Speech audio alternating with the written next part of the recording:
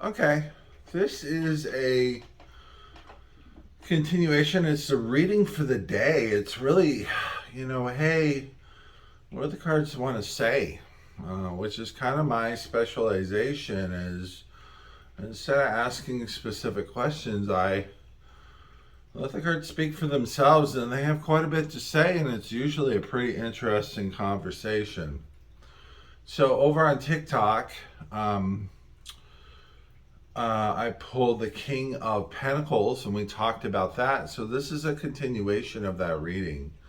So as I said there, this is an inverted King of Pentacles. It's contrary and it's tilted like it's buried in the ground like a headstone. So that is a downward energy, and when you have the card that's the mastery of the physical plane like that, it tells you that the physical plane is subservient to the spiritual plane.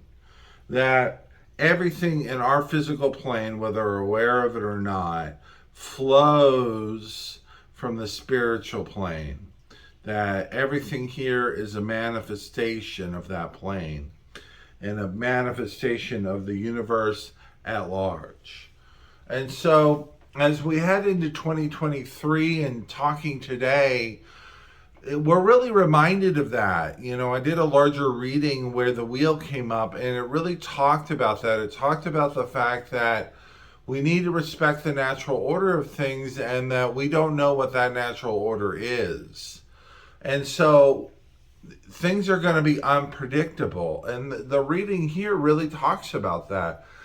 I did what's called a two-tree reading with a mosaic of cards, and there is like a gift, like a bush growing between these two trees, and they're really like two pillars, and one is in the spiritual realm and one is a manifestation of what we should be doing in the physical realm, and then the bush in between bears the gift of a fruit, and we'll get to that. So on the top left, we have the Star Nation, and it's inverted, it's contrary.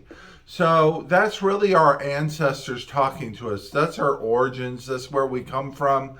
Every atom in our body comes from a star. That's the material we're made out of. And so those are our ancestors speaking to us, the source of all things. And next, paired to that is Eagle, which is the Great Spirit. So literally the Great Spirit is speaking to us through our ancestors. And as we go down the tree, which is at the path of manifestation into the physical realm, we have, let me look here, the Queen of Shells, which is cups. So we have the feminine mastery of emotional and psychic energy pouring through. So the energy coming through is going to be extremely subtle, as feminine energy is, but it's going to be persuasive and everywhere. It's like the ocean or the moon, that kind of fickle, changing, subtle energy that's just there in your face, subtly influencing things, whether you're aware of it or not. And then we have the Seven of Cups continuing with that energy of the feminine. And you see the Star Nation right there on the card and a connection to it. And so this is really, seven is a mastery, it's the divine number. The card itself is contrary. So that means it's going to be on the spiritual realm and unseen, but there is an unseen mastery of the energy coming through, and it's divine energy. So it's going to be good. It's here to help us. It's here to make the world a better place. We may not understand it. It may seem to make things worse at first. But we should take faith that the energy pouring in from the spiritual realm is one to benefit us. And with the pairing of the Star Nation, the Great Spirit at the top, there is no greater force for divine love than those two beings, our great ancestors who only want the best for us, and the Great Spirit who loves us unconditionally. I get emotional during my readings when I feel a lot of psychic or emotional energy. I'm the weeping card reader, and it's completely normal, so don't worry if I get a little choked up. And then over on the right, we have the other tree, which is the manifestation of the physical reality. I'm going to start from the bottom because that's how things grow here. In the spiritual realm, it's the mirror. So I started at the top. Here I'll start at the bottom. And we have the King of Cups. So this is real, and it's contrary. So it's upside down. And really, this is the masculine form of the mastery of emotional and psychic energy. And so all of this energy coming from the spiritual realm is going to go exactly where it's supposed to. That things may seem a little crazy, a little chaotic, but things are exactly as they should be. Things are going exactly where they're supposed to be doing. And this is a reading of reassurance, of saying, yeah, things look crazy, but don't worry, heaven has the wheel and everything's going to be all right. And then we have the Knight of Acorns, which is the equivalent of Wands, which is really us. And it's us being recharged and taking action into some kind of, new project or new obsession or new thing that we really want to do. This is a time of renewal. And it's a time to start new projects. Hence, we're at the beginning of the year. It's a time to take this kind of divine energy that's being fed into the universe and work with it and build new things. To really feed our creativity with this psychic and emotional work. All projects at their core have an emotional core to them. They wouldn't exist without it. And so we need that emotional energy from the heavens to feed us. That's why we have dreams of stuff. That's how beauty comes into the world. And so this is really a call for us to take this energy that's pouring in and listen to it and see, hey, I had a dream about, a novel new app. It's time to write that app. I had a dream about a different way we could do something at work that would save us time.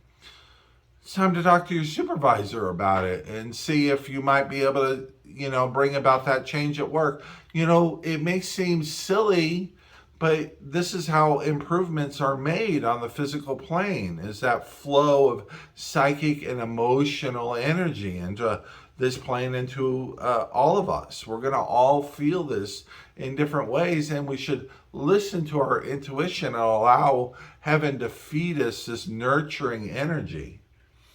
And then on the left at the top, we have butterfly. So we have, it's contrary, and it's transformation, as butterflies do. And it's a beautiful transformation. And so this nurturing energy is supposed to change us. It's supposed to bring beauty into the world. And it's not outward physical manifestations of beauty, it's inner beauty. And so this energy can help us let go of old things and start looking at our life in a new way. I myself have been called to let go of an old heartbreak in an old marriage. And so it's a time to let go of those things that make our heart bitter and clean it up. Let those things go, With my own divorce, it was told it's inevitable. This is the will of heaven, and it's time to move on. And it's hard to hear, but it's the nicest way they could possibly say it.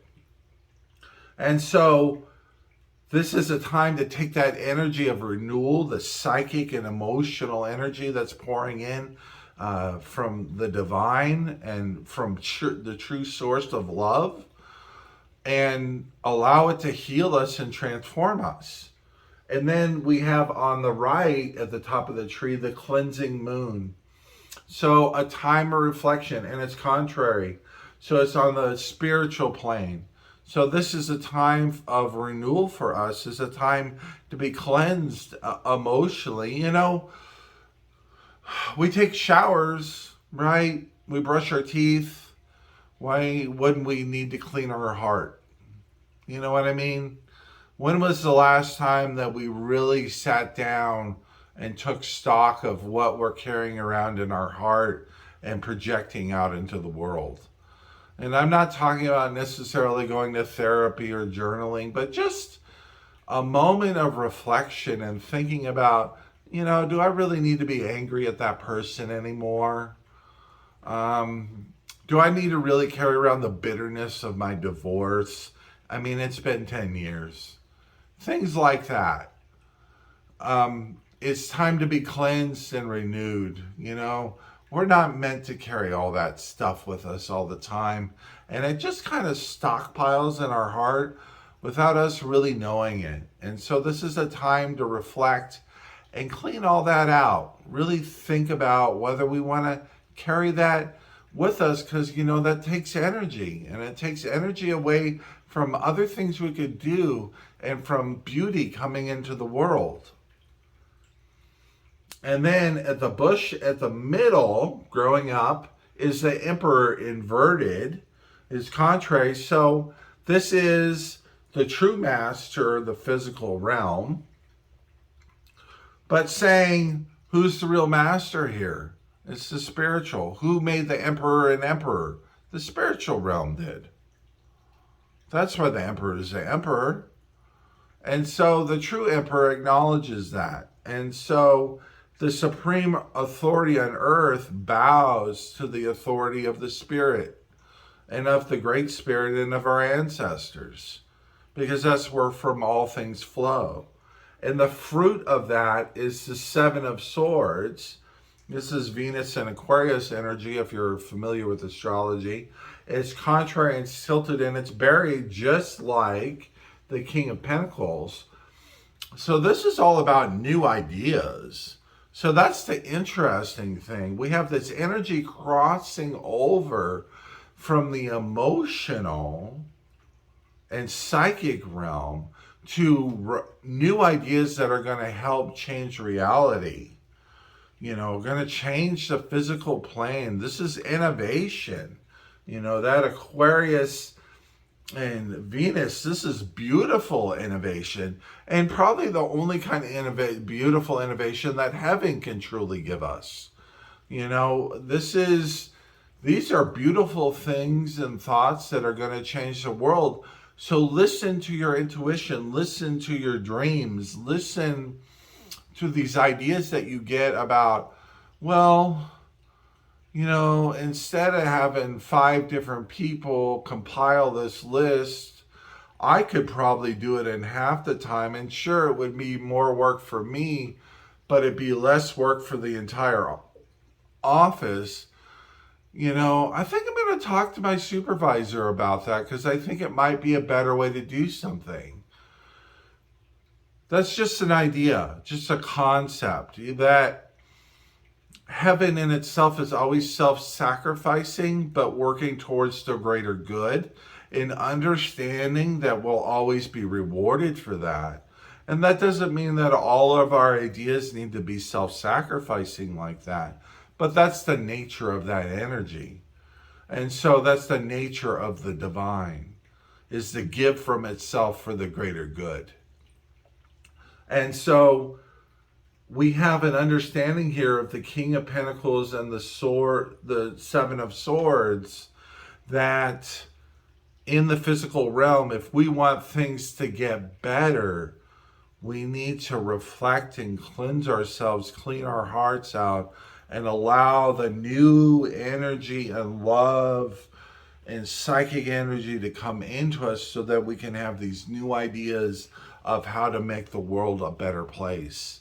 And that is how the spiritual realm feeds the physical. It's through us.